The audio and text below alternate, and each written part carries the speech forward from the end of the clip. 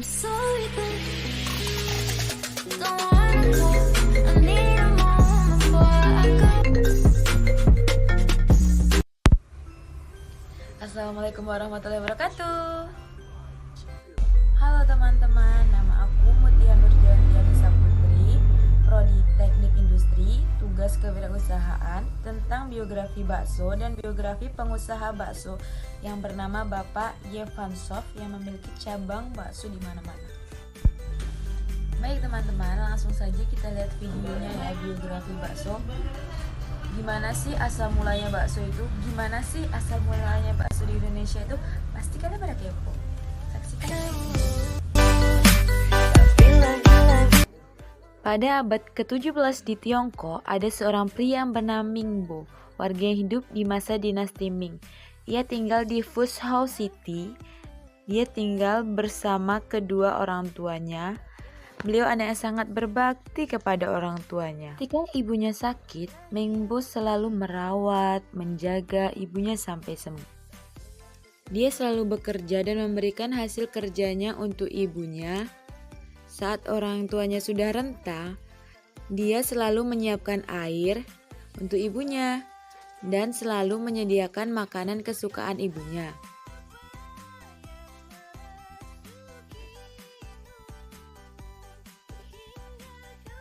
Di saat ibunya sakit, dia bingung nih mau buat makanan olahan daging harus diapakan. Pada suatu hari, ia berpikir dan merenung tentang ibunya. Dia bingung nih, mau diapakan ya daging di rumah? Soalnya gigi ibunya linu-linu kelot-kelot. Aha, ada ide. Keesokan harinya, dia dipanggil oleh tetangganya untuk membuat mochi. Dan dia berpikir, saat menggiling mochi, ide keluar dari pikiran dia. Aku tahu nih apa yang harus aku buat untuk ibu. Oh iya, seandainya daging makanan favoritku aku haluskan seperti ketan ini, pasti ibuku bisa terus makan daging. Hore, ada ide cemerlang. Terima kasih. Dan dia pun pulang. Pada suatu hari, dia memasak di belakang rumahnya, mengiris-iris daging, menghaluskan daging, dan membuat olahan bakso untuk ibunya yang sedang sakit. Keren juga ya. Pasti ibu sangat suka deh dengan masakan aku.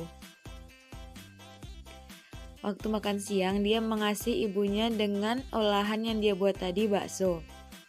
Ibunya sangat senang, silahkan dimakan. Makan apa ini, Meng Bo? Dia pun menjawab, ini daging makanan favorit ibu. Daging kok bulat seperti buah jeruk? Daging apa ini, Meng Bo?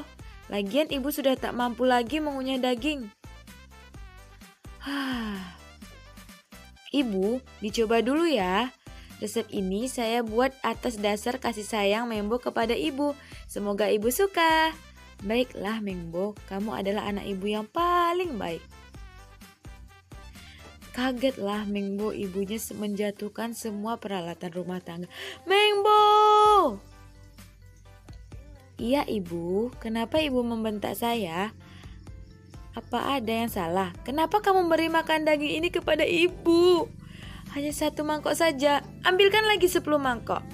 Gigi ibu tak mau berhenti mengunyahnya. Makanan ini sangat lezat. Meng Bo pun sangat senang. Pada suatu hari, bakso pun di Tiongkok mulai disebarkan dari mulut ke mulut oleh semua warga Tiongkok. Lama-kelamaan, di Fung Hau bakso pun sangat terkenal. Bakso masuk ke Indonesia diperkirakan lewat perdagangan Cina. Sejak Tionghoa pada bakso juga dapat dilihat dari namanya ya. Dalam bahasa Hokkien sendiri, teman-teman bisa baca ya.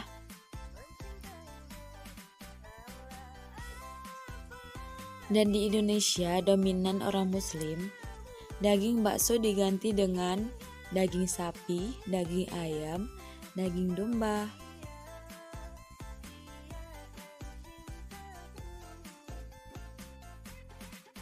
Sesuatu keinginan dengan niat tulus dan mulia akan membuahkan hasil yang luar biasa, sehingga bakso saat ini masih digemari dan menjadi makanan favorit banyak kalangan.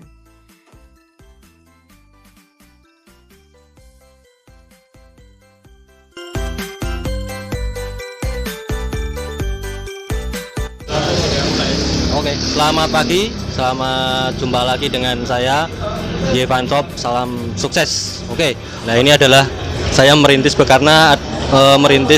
beberapa usaha yang saya jalankan, yaitu saya menjalankan usaha bakso. Nah ini adalah salah satu cabang dari bakso Barokah. Nah ini prosesnya dari sini ya, kita membuat nanti kita kirim dari beberapa cabang, prosesnya di sini dulu kita membikinnya. Dimulai dari sini. Nah dari sini nanti setelah diproses mempunyai tugas dan fungsinya masing-masing ya. Ada yang di sini membuat mie, ada yang meracik-racik bumbu, ada yang membuat bakso. Jadi sesuai dengan tupoksinya. Di sini juga ada penunggu setia ini ya. Ini Bang Bimo, ini penunggu setia Barokah. Ya. Satu hari ini dari sini sudah bisa menutup poin. Berapa Bang Bimo? 20 poin. Wah, 20 poin luar biasa karena saking ramenya bakso Barokah ya di sini. Kalau kita lihat di sini, kita lihat di belakang proses pembuatan bakso Barokah. Nah, di sini. Nah, ini ada kokinya Mas Bas. Ya, Bas ini kokinya membuat bakso dan membuat racikannya. Intinya di sini ya, masakan Barokah kuncinya di sini karena kita berbicara masalah rasa. Ya, kita membuktikan bakso Barokah hanya butuh waktu 1 tahun sudah bisa membuka beberapa cabang ya. Kalau tidak dibuktikan dengan rasa yang enak pasti tidak diragukan lagi lah ya. Ini bagaimana proses pembuatannya, memang cukup ribet, cukup lama karena kita memberikan pelayanan yang terbaik bagi konsumen. Nah ini ada beberapa, ini dapurnya. Kita mulainya memang dari hal yang sederhana mungkin di bakso Barokah 2, kita lihat di situ karena kemarin dari bakso Barokah 2 kita lihat di sini. Nah kita bikin beda dengan beberapa cabang saya. Kita bikin memang di sini konsepnya adalah konsep minimalis, konsep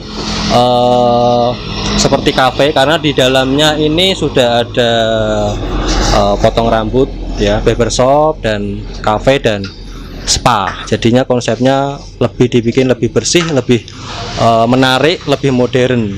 Jadi berbeda dengan bakso-bakso yang lain. Nah kita lihat ini dapurnya. Nah ini di dalamnya kita lihat. Nah kita kalau mau potong di sini, nah ini di sana ada.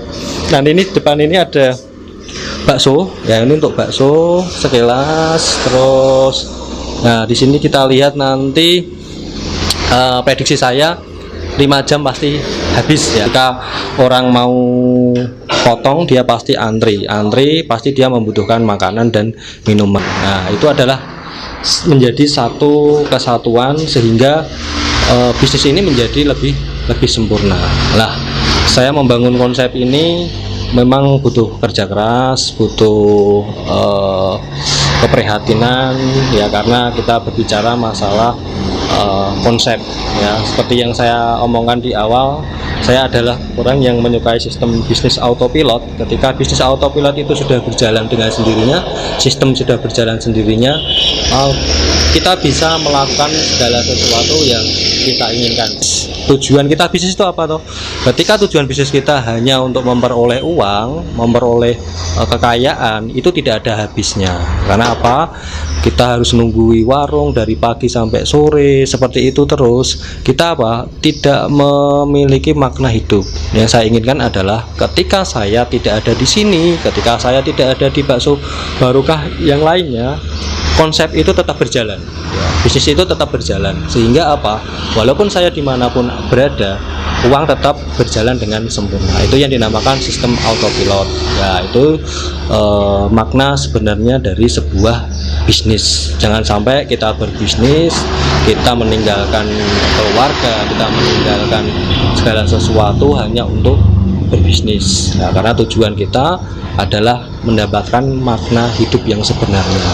Kita hidup lebih bermakna, bisa membantu orang lain, bisa jalan-jalan kemana saja tanpa kita terjun di dalamnya. Terima kasih. Mungkin itu, saya akan membuka lagi kemungkinan di daerah Semarang, ada 3 tempat di situ dengan konsep yang sama, menggunakan konsep yang ada di Barokah 1, Barokah 2, dan Barokah berikutnya. Terima kasih. Kuncinya adalah ketika kita berbisnis jangan serakah, dan ketika kita berbisnis jangan menggunakan segala cara untuk menghalalkan segala bisnis yang kita lakukan. Karena apa?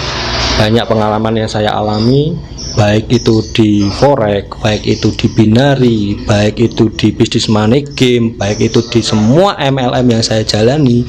Kalau kuncinya itu tidak berkah, suatu saat pasti habis. Nah, kalau kita menjalankan sebuah bisnis harus dimulai dari keberkahan, walaupun hasilnya 100.000 sehari, walaupun itu tidak mendapatkan apa-apa. Kalau kita mulainya dari awal sudah memiliki keberkahan, memiliki nilai historis yang bagus, saya yakin namanya bisnis berkah suatu saat akan menjadi lebih besar, lebih besar, dan itu sifatnya awet ya. Kita buat makan untuk keluarga lebih enak, kita untuk bersedekah lebih enak ya. Itu kuncinya, itu kunci dari bisnis yang saya jalankan selama ini. Terima kasih saya ucapkan dan salam sukses.